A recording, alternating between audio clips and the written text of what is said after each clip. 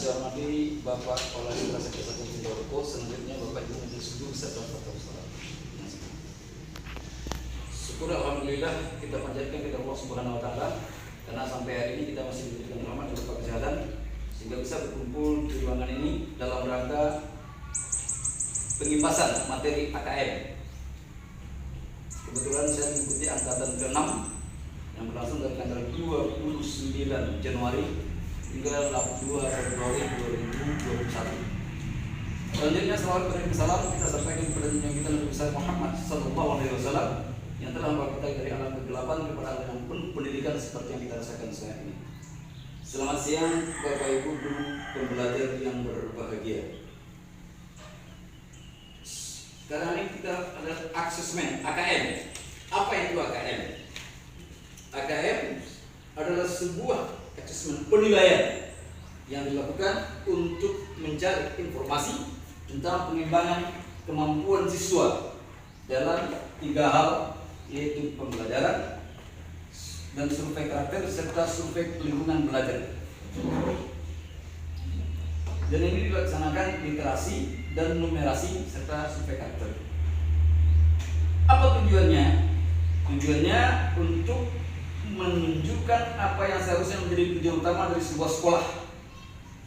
Asesmen ini dirancang secara akurat untuk memperbaiki kualitas belajar mengajar yang akhirnya dapat meningkatkan belajar siswa.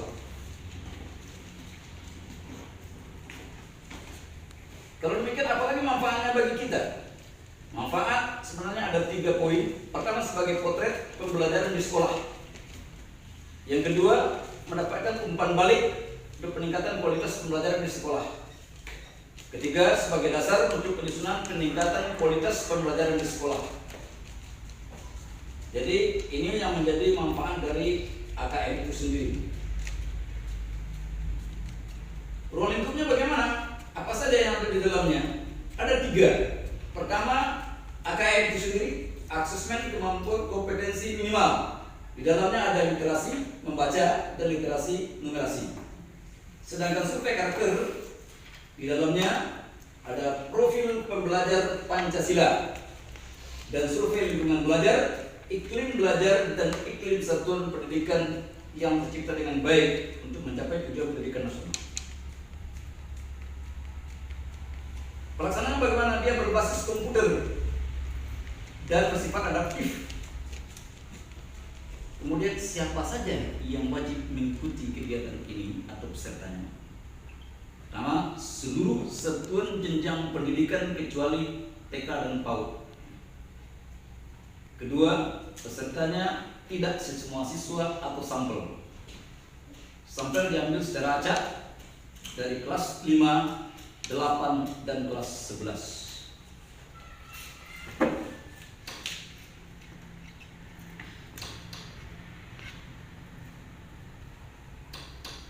Mengapa AKM itu penting? Maka jawabannya ada 4 hal yang membuat. Pertama, bagi siswa sebagai memotivasi tingkat kompetensi minimal dalam literasi dan numerasi guna mempelajari materi. Kedua, bagi guru untuk menilai efektivitas pembelajarannya. Sedangkan bagi sekolah untuk menilai kualitas sekolah itu sendiri. Bagi pemerintah untuk mengecek sehat tidaknya sistem pembelajaran atau pendidikan. Penilaian dilakukan evaluasi, yaitu untuk mengetahui apakah program telah berhasil efektif dan efisien. Maka di dalamnya ada formatif dan sumatif. Kemudian asesmennya, pengajuan teknik penilaian untuk mengetahui tingkat kemampuan siswa yang sekarang kita kenal dengan AKM. Asesmen kompetensi minimal. Kemudian kegiatan untuk mendapatkan informasi secara kuantitatif. Tesnya atau skor adalah alat ukur atau hasil tes sama dengan skor. Kemudian tujuan utamanya adalah sebagai pertanggungjawaban pengambil keputusan. Artinya di sini sebagai pertanggungjawaban oleh pihak sekolah pengambil keputusan. Bagaimana keterampilan pembelajaran abad 21? Ada 3. Literasi dasar, kompetensi, dan kualifikasi karakter. Literasi dasar terdiri dari 6: membaca, literasi numerasi, literasi sains, literasi ICT, literasi finansial, literasi budaya, dan kewarganegaraan. Kemudian kompetensi. Bagaimana siswa memecahkan masalah, berpikir kritis, kreativitas, komunikasi, dan kolaborasi. Kualitas karakter. Dalam ini yang ditanamkan kepada siswa adalah rasa ingin tahu, inisiatif, kegigihan, kemampuan adaptasi, kemampuan kepemimpinan, kesadaran sosial, dan budaya.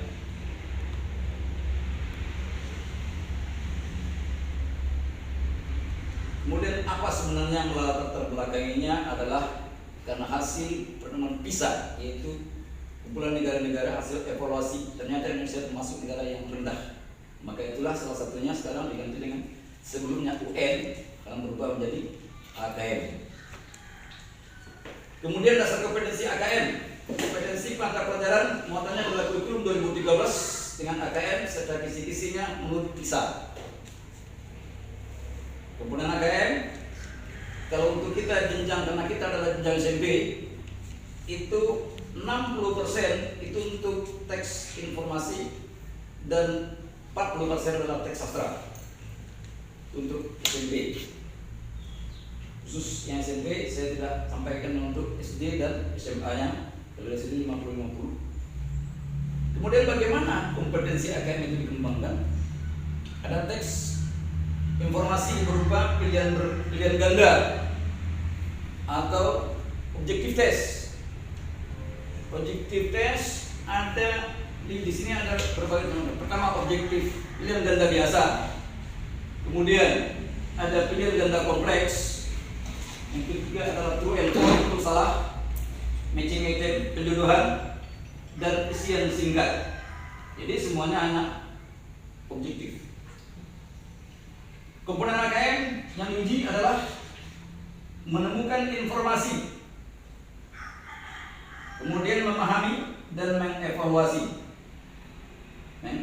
Untuk menemukan informasi, mengakses dan mencari informasi dalam teks, mencari dan memiliki informasi yang relevan, memahami teks secara literal. Sedangkan untuk memahami, menyusun referensi, membuat koneksi, prediksi, baik tunggal maupun teks jamak. Dalam menilai atau mengevaluasi, menilai kualitas dan kredibilitas konten teks informasi tunggal maupun jamak, menilai format penyajian dalam teks, merefleksi isi wawancara untuk pengambilan keputusan, menetapkan pilihan, dan mengaitkan isi teks terhadap pengalaman pribadi. Ruang lingkup pengembangannya dibagi 6 level.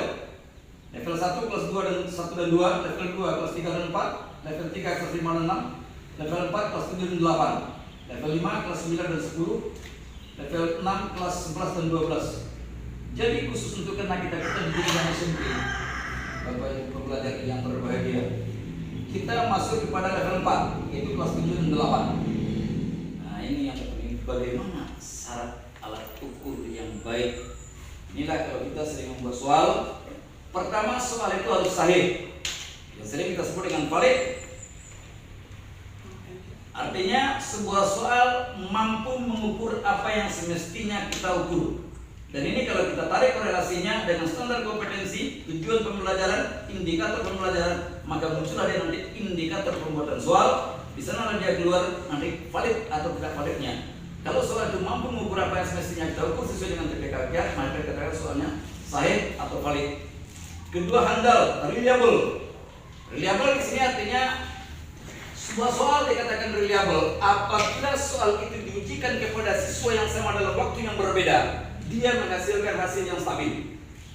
Tetapi dan soal yang sama diujikan kepada siswa yang sama dalam waktu yang berbeda, hasilnya juga stabil. Diujikan kepada siswa yang berbeda dalam waktu yang sama, hasilnya stabil, itu reliable. Kan kalau dulu soal itu adalah reliable. Kemudian representatif, memiliki keterwakilan materi.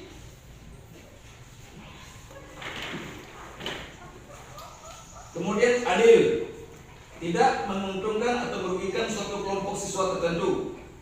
Fleksibel sudah saya sebutkan. Kemudian yang kelima, memberikan umpan balik atau feedback, refleksi dan tindak lanjut. Nah, kalau ini penjelasan kan jelas, Bapak Ibu guru pembelajar yang berbahagia. Feedback, sebuah soal kita ujikan bukan hanya untuk siswa sebenarnya, tetapi itulah untuk kita. Bagi siswa kita untuk mengukur kemampuan sejauh mana materi yang kita sajikan atau kompetensi yang diharapkan mampu diserap siswa. Sedangkan bagi guru sebagai feedback atau umpan balik, sejauh mana keakuratan strategi, metode dan materi yang kita sampaikan bisa diterima siswa. Makanya kalau siswa kita hasilnya di bawah dalam secara klasikal, maka yang perlu remedial bukan siswanya, tetapi adalah remedial pembelajarannya. Mungkin strateginya yang berubah, atau metodenya, atau pendekatannya yang kurang sesuai. Bagaimana bentuk soalnya? Bentuk soal sudah dibuka di awal tadi, ada 5 jenis. Pertama adalah objective test yang berbentuk pilihan ganda. Ganda biasa, yaitu kalau untuk jenjang SMP hanya 4 option. Kalau tingkat jenjang lebih tinggi 5 option. Kemudian pilihan ganda campuran, siswa boleh memilih lebih dari satu option atau jawaban. Yang ketiga adalah matching item penjodohan. Yang keempat, benar salah, ada statement pernyataan benar salah. Yang terakhir, isian singkat. Nah, jadi di sini sebenarnya yang terpenting kita ambil dari sekian banyak tadi adalah bahwa AKM itu tidak sama dengan UN. Kalau di UN dia seluruh siswa mengikuti, dan itu sebagai penentuan untuk lulus tidaknya siswa dan dasar untuk bisa melanjutkan jenjang pendidikan yang lebih tinggi. Sedangkan AKM dia hanyalah siswanya diambil hanya sebagai sampel kelas 8 kalau di kita, kalau di dia 5, 8 dan 11, dan gunanya hanyalah sebagai pemetaan tentang sekolah dalam suatu wilayah.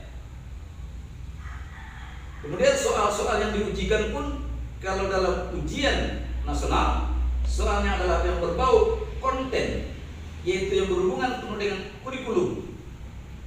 Kemudian tidak memiliki keterkaitan erat dengan kehidupan sehari-hari. Nah, itulah sebagai kesimpulan akhir dari pertemuan kita siang hari ini.